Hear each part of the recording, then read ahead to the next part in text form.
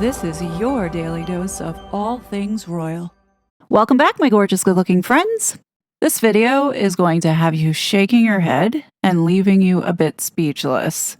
I know I was today when I stumbled onto something truly eye-opening. So take a seat and get ready to go down this rabbit hole with me. The more I delve into these Epstein files, the more disgusted I become. These so-called pillars of society, the ones we've been taught to revere, are entangled in something profoundly disturbing that I just can't wrap my head around. It's definitely changed how I view the royal family, for sure. I can no longer see them the same way I used to. I think many of us are waking up to the realization that we've been lied to on a massive scale by these powerful, wealthy degenerates. With these files now out in the open, the only fitting response that I can give right now feels like exile is the answer. Let these people vanish to some remote island far away from the rest of us. They should have zero connection, no influence, no tentacles reaching into every molecule on this planet, and certainly no taxpayer money funneled through government programs that ultimately prop up their depravity. And speaking of that depravity, it truly is jarring to go through these files and see just how deeply twisted these individuals are. They do belong behind bars for life, and we often talk about mental illness in society, but what about the aristocrats who sneer at anyone not on those lists, treating them as lesser beings and even calling them losers? He knew everybody that was very powerful. So, if you were on the scene and you were powerful, to be honest, if you're not in those files, it would be an insult because it just means that you were a bit of a loser. Right. So the people who aren't in the files are losers. Yes. Okay. Are you in the files? Well, of course I am, because it's any journalist that wrote about it. That's an astonishing attitude, isn't it? You're the loser because you're not in this. I find that jaw-dropping. That mindset seriously strikes me as profoundly warped, even retarded in its arrogance. We must recognize them for what they are, mentally sick. Wealth, status, or perceived intellect doesn't entitle them to shape policies, institutions, or the world that affects every one of us. The harm they've enabled is clear and dangerous. But right now, I think we're all missing the most important part of the Epstein files. The part that affects every single one of us, whether we realize it or not. Sure, most people are focused on the diabolical details in the latest drop, the trafficking, the child exploitation, and even whispers of cannibalism. Those are horrifying, no doubt. However, we have to come to terms with something even bigger. The ones engaged with Epstein aren't just psychopaths and sociopaths practicing their deviancy in secret. They are the architects of the real-world systems of finance, tech, and government that we all rely on and submit to every single day. I know, it's upsetting to know that these sick people touch every crevice of our lives. It's like, ugh. This is why, at this point, I think anything that touches the royal family should be scrutinized, and people need to stop idolizing them, because they're not what they portray themselves to be. For so long, the media has controlled our perceptions, which is exactly why they're desperate to control the online space and censor voices like mine. This elite class and those desperate to join it aren't just playing God. They genuinely believe they are gods on earth, ordained by some higher power to rule above everyone else. These files make it undeniable. The societal echelons, including members of the royal family, see themselves and those around them as fundamentally separate, superior, and untouchable. Now, I'm not saying this is the whole entire family. Some of the members do come across as humble and they do show gratitude, but others, like King Charles, Andrew, and Harry, exude arrogance. The illusion of the royals as pillars of stability, civility, and morality has shattered for me now, more than ever. And this latest find, it seals it for me. Let's take a look at what I'm talking about in this latest discovery.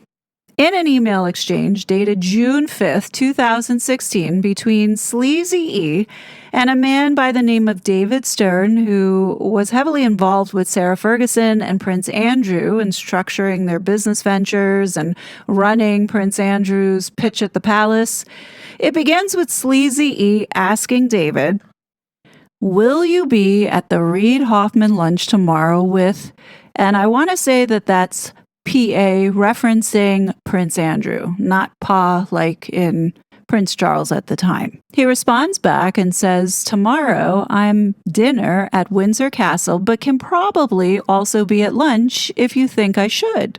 Now, Reid Hoffman is the founder of LinkedIn, and this is what David Sachs had to say about his involvement with Jeffrey Epstein. Brad, you speak about the corruption of power centers. I think a major one has to be the New York Times. The number one person in the Epstein files from Silicon Valley, which is Reid Hoffman, mentioned 2,600 times, had a multi-year relationship with Epstein. They call each other very good friends. They did deals together.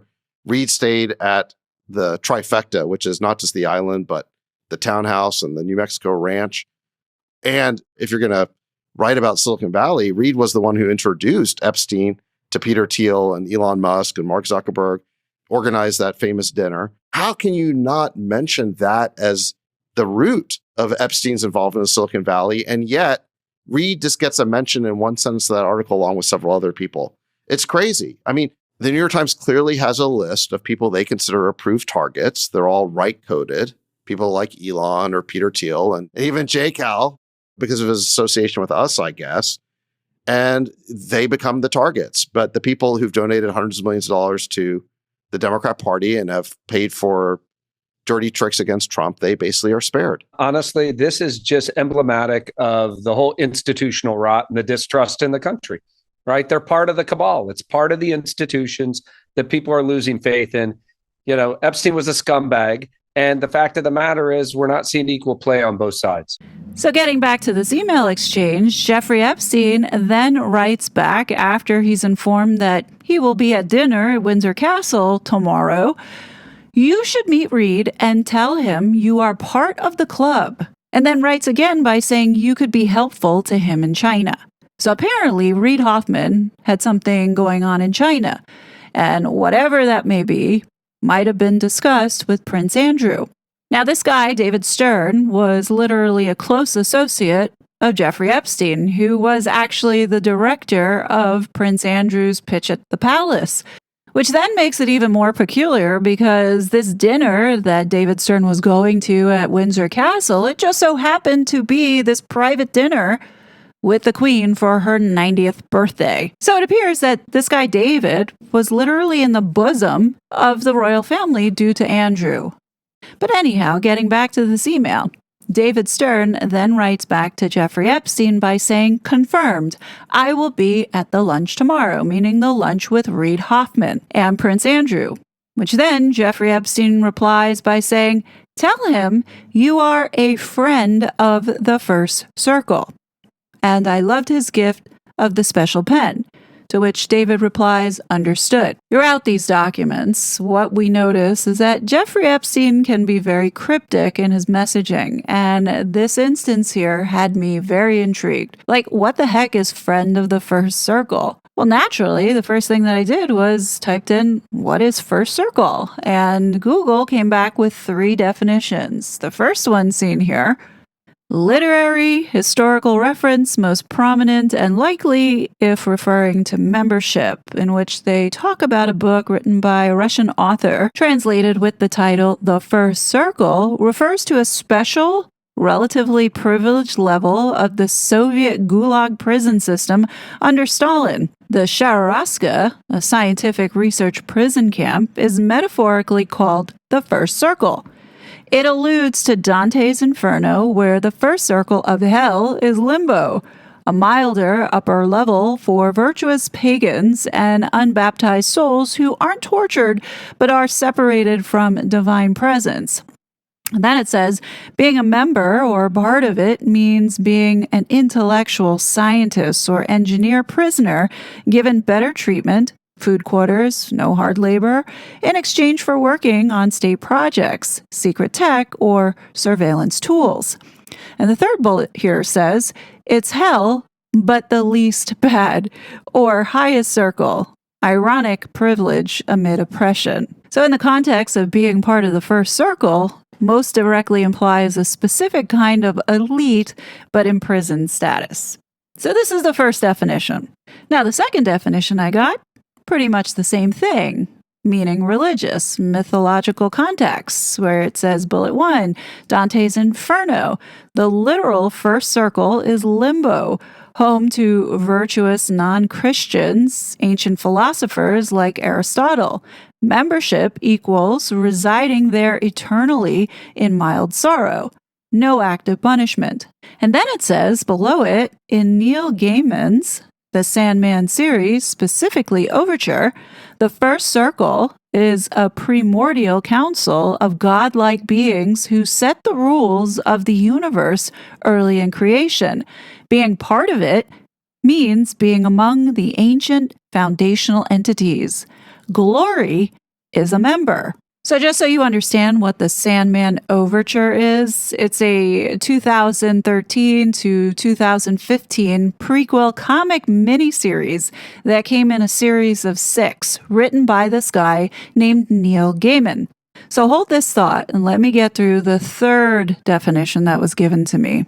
It says here, or other modern or niche uses, where it says some online platforms, membership sites, or crypto NFT communities, the circle or inner circle groups use first circle or founding/elite tiers, early access, or inner groups with privileges. Now, it almost appears like this is a very watered-down explanation of what the first circle really intended to be, followed by family or social metaphors, or also represented in music. So now when Jeffrey Epstein is telling David Stern to tell him that you are a friend of the first circle, could he be talking about people within the tech industry? Like Zuckerberg, like Elon Musk, the whole group of people that Reid Hoffman introduced Epstein to? That's a possibility. But given the fact that we are now learning about this satanic cabal that Jeffrey Epstein was a part of, I don't think it's too far of a stretch to think that definitions 1 or 2 might be applicable here, especially when they're talking about the first circle in Dante's Inferno called the Circle of Hell, containing the great thinkers and philosophers. Now, one of the things that I've noticed throughout all of these files is that Jeffrey Epstein really thought that he was an intellect and surrounded himself with people like Noam Chomsky, Bill Gates. You had MIT professors. This is the scientist philosopher class that we're talking about here. And understanding the depravity of what they were doing with Jeffrey Epstein makes total sense as to why Jeffrey Epstein would think that the thinkers and philosophers would be put in this so-called tier where they're not being tortured or being imprisoned. And it represents this privileged but still confined to the earth type class. Essentially you're in hell, but you're in the best part of hell. Right? Both definitions, 1 and 2, essentially are the same, aside from this comic series that I want to talk about now because it is relevant. Specifically, the main character named Glory. In this comic series, Glory is a member of the Council of the First Circle.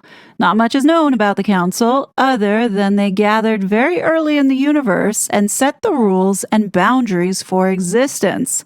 So now listen to Glory's powers and abilities. It says here, superhuman physical characteristics, law manipulation, a member of the First Circle, the Council, who set the law of conservation of reality and the rules that the endless follow. Reality warping, teleportation, time manipulation, matter manipulation, spatial manipulation, essentially every possible way to manipulate an entity. Now, how do you think this mythical character was represented in this comic book? Come on, folks, what does this remind you of? When I saw this today, I could only think of one thing that this reminded me of. It was this demonic painting that Charles commissioned Jonathan Yeo to do. So a little bit about this author. You see, Neil Gaiman, born Neil Richard Gaiman, is an English author of short fiction, novels, comic books, audio theater, and screenplays. Okay? But the key important point here is that he's British. I'm pretty sure you're wondering if this guy showed up in the Epstein files, and the answer is no, he did not. But you know who did? His ex-wife, Amanda Palmer. So it's evident that Jeffrey Epstein knew of Amanda Palmer. Another question you might be asking is, why is this important? Well, it just so happened last year, Amanda and her ex-husband are being sued by their former nanny for human trafficking. Yeah, the lawsuit alleges that Gaiman repeatedly raped the nanny and coerced her into sexual services and into providing free childcare. Yeah, this is serious. This definitely takes birds of a feather to a whole new level, which, getting back to this portrait of King Charles painted by Jonathan Yeo, it just so happens that one of Jonathan's influences happens to be Neil Gaiman. So do I think that this was the inspiration for this god-awful satanic painting? Yeah, I do. 100% I do. And do I think that this painter is satanic? Yeah, I do. And, when you look at his rise to fame, the guy is allegedly self-taught and had scored some major commissions like doing Tony Blair's portrait, as well as Camilla's. He's definitely talented, if the artwork is his. But there are a lot of artists out there. How did he score such major commissions when he didn't have any background or training? You know what I mean? There are a lot of talented artists out there. I mean, just like Hollywood, I wonder if this guy had to sell his soul. When you look at this guy's porn collage series, you know something's not right here. Even though he's very talented, when you look closer, he appears quite perverse. You see, in this collage series, what he did was he took pornographic images to create this. When you look closer, it's kind of shocking. Yeah, my only hope is that no children were used in these so-called collages, but something tells me that the company that these people keep, it's not impossible. And to know that Charles and Camilla both commissioned this guy to do their portrait, what does that tell you? Especially with all of these connections. I don't think these things are coincidences anymore. I think to them, this is acceptable.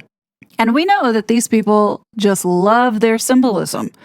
So I don't think that this portrait is an accident in any shape or form, especially in what we see hidden and placed within the actual painting when you look closer. I do think that these people see themselves as the rulers of how this world is going to go.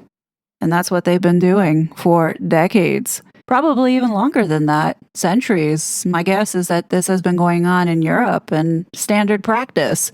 When you look at Charles and his marriage to Diana, she was 19 years old when I think she got engaged, and then 20 when they got married. How old was Charles? He was 35 or something like that. But in any case, these folks are operating on a different level that I want no part of. What I see here is pure evil and demonic, and, I'm not feeling it. So, we're just going to leave this here for now, but tell me what you think. Do you think there is some sort of relation here? What do you think Jeffrey meant when he said the first circle? Is it talking about the third option, or do you think that there is some connection here with all of this? Would love to know your thoughts. Definitely leave it below. As always, I will be back with more content. But until then, please be safe, and I'll talk to you later. Bye. Such a fraud.